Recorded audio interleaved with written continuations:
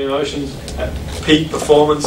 It's amazing. Once I was going to be delivering some NLP training for a premiership team, and they told me that every time they were in a coach, and this team had lost so many games in a row, they would watch the opposition play all their positive points. Could you imagine sitting in a coach and watching someone do all the things really, really well? Could you imagine driving into work in a work situation, going into an interview and seeing everybody else in the interview doing all the things they do well? Thinking, gee, and you wonder why. And it's amazing really that they use that technology.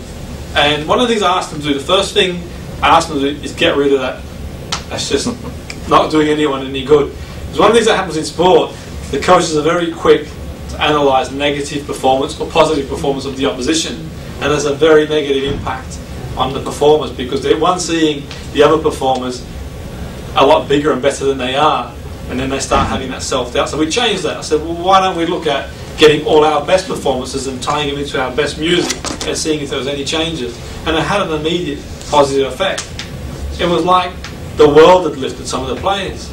I barely did anything during a session, and they're all coming up saying, oh, great stuff, you did really well. I've not done anything just yet. It was just amazing, like the world had lifted, like they were allowed to focus on their positives. One of the best coaches for that was the rugby coach who won the World Cup of England, Sir Clive Woodward. He would focus, and he said in one of his interviews, on the Monday morning after a game, I focus on what we've done really well. I don't let that escape. Rather than Monday morning, what didn't we do really well? And sometimes in our own mind, the key is to be able to focus on what we're doing well, rather than focusing on things we're not doing good. Writing a list of things that you're good at, that you are doing well, and focusing on them. Because we've all got skills and talents that are unique to us. We're all very unique. Some of the things that you can do, nobody else in the world can do to a certain level. So we can focus that and harness that and develop that. Then we're on the way. It gives us a good chance.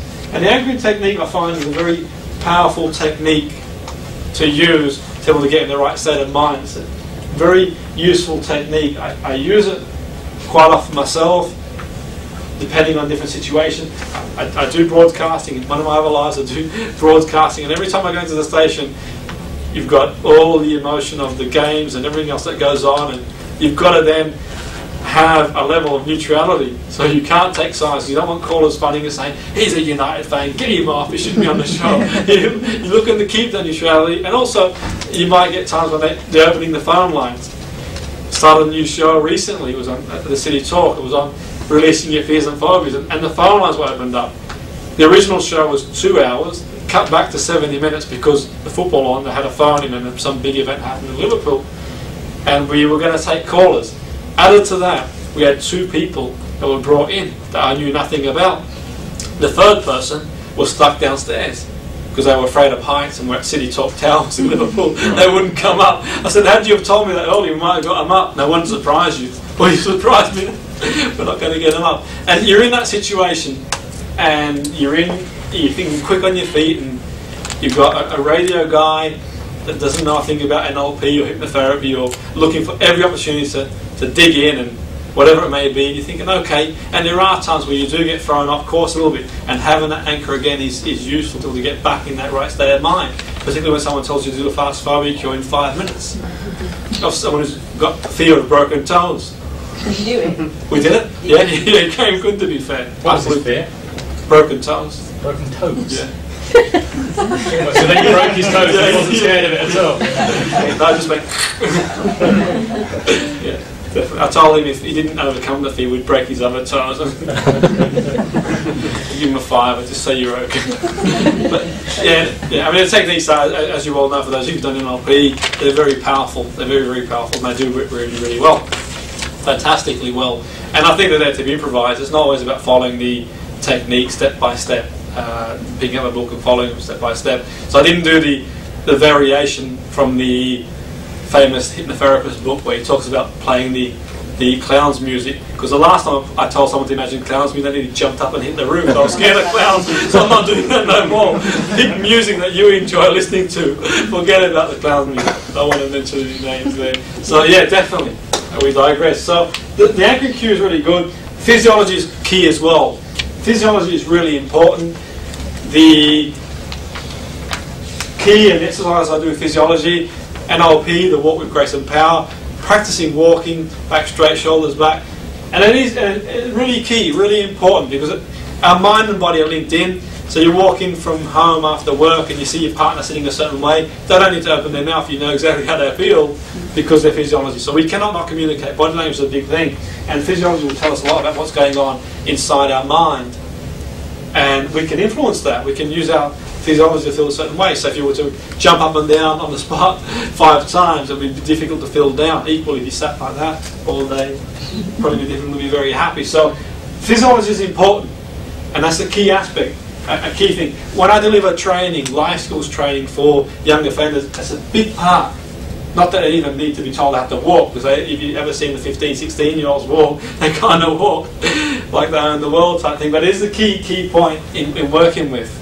It's really important to get that right, because there are times when to be in the right state of mind.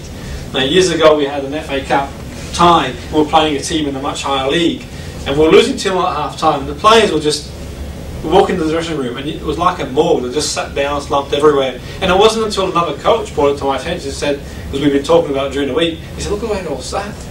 I said, definitely, that's something we'll look at. So before we address anything else, we've got them all to get into more upbeat posture. And we go out, and after we've given them instructions how to perform in the second half, we got a draw. And I'm not saying it was just down to adopting a new physiology. We took them to a replay. But it did make a big difference. And I feel it can make that big difference. So, and I think the important thing is, not only for ourselves, also the opposition, the other person, the impression they're going to get from us in terms of how we feel, what's going through our mind. Because there is the communication side, not just the mind-body link about how to get ourselves in the zone, also giving that right impression, setting the precedent. Years ago, I was working with a one-to-one client, and he'd played in a team, a rival team of mine, and I was talking to him about this game we played a couple of years earlier, and said, yeah, he remembers the game really well. And the team I was working with, because we were 10 points at the bottom of the league, we need to turn things around. We worked on how we would walk out of the tunnel, how we would stand on the field. We really worked on it really well. And he said to me, he goes, at half time, they were gasping for breath, and they come off the field. And one thing they couldn't understand is our players were just walking in like nothing had affected them. And it had a massive psychological impact in the second half. They thought, these guys are on something. I won't tell you what they're on, by the way. But anyways, these guys were on something. And a lot of it was just down to telling them to use a certain posture during the game. And the key was, the tendency a lot of players got when they feel a level of tiredness, like hands on knees, whatever it may be, we wanted to go away from sending, first of all, it blocks the airways anyway, get them to send a different message, and it had a massive impact on them.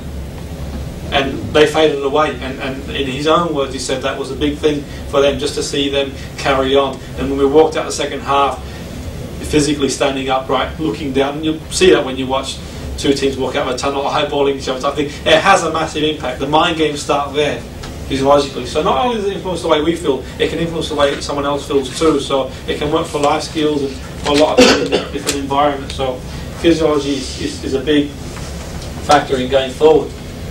Okay, so one of the key points I want to look at as well is, moving on to one of the last aspects of what we've covered this evening, is laughter.